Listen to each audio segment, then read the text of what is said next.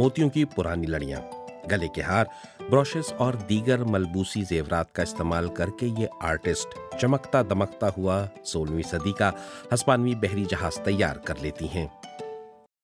मैं एक फनकार हूँ और मैं इस तरह के मुजस्समे उन चीज़ों से तैयार करती हूँ जिन्हें शायद दूसरे लोग फेंक देते हैं। फजूल या बेकार समझकर फेंक दिए जाने वाले हैंगर्स एक हेड ड्रेस के पंख बन सकते हैं। पुराने बटन कैनवस पर डाक टिकटों में तब्दील, केन और बोतलों के ढक्कन से क्लासिकी रिवायती मुजस्समे। एन कैरिंगटन रद्दी से चीजें निकालकर इन्हें फनपारों में बदल देती हैं। मुझे ऐसी अशिया का इस्तेमाल पसंद है जिनकी तरफ दूसरे लोगों की तवज्जो ही नहीं जाती, जैसे कि बटन, बोतल का ढक्कन। हकीकत में ये बहुत खूबसूरत चीज़ें हैं और मैं समझती हूँ कि इन चीज़ों को काबिल दीद बनाने के लिए इन पर रोशनी डालना चाहिए ताकि लोग इन चीज़ों को मुख्तलिफ अंदाज में देख सकें, इन्हें अच्छा लगे। फूलों का ये गुलदस्ता भी स्क्रैप या बचे कुचे मेटल से बना हुआ है।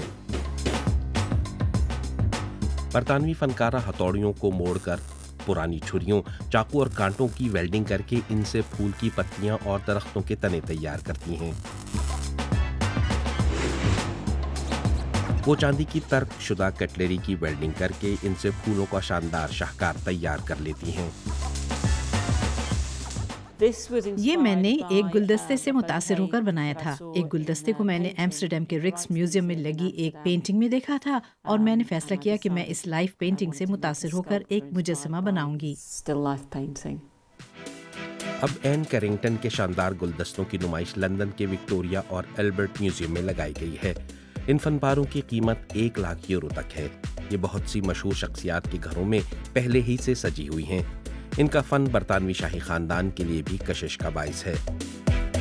सन 2012 में मलका एलिज़ाबेथ II की 60वीं जुबली के लिए एन कैरिंगटन ने करीब निस्फ मिलियन सुनहरी बटनों से एक शानदार और खुशनुमा बैनर तैयार किया था।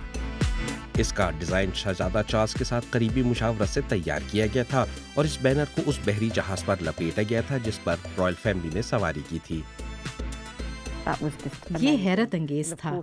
सालों से मैं बटन से ऐसे डाक टिकट बना रही हूँ जिन पर मलका की तस्वीर बनी होती है। एक शाहकार बनाना बहुत ही हैरत अंगेज और दिलचस्प था।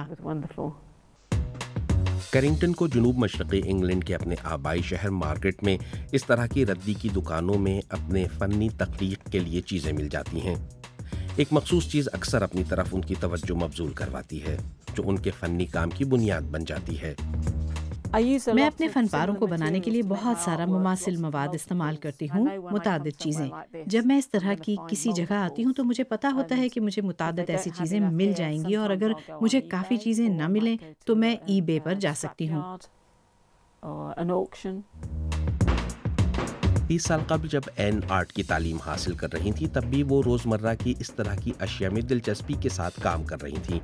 वो टीन समेत दीगर मवाद का इस्तेमाल किया करती थीं।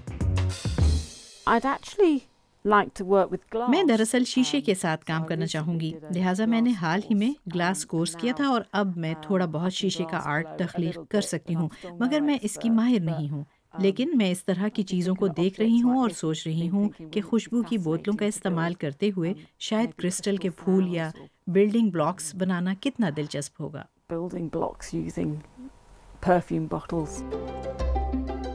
इससे कोई फर्क नहीं पड़ता कि कौन सी चीज उनके हाथ लगे।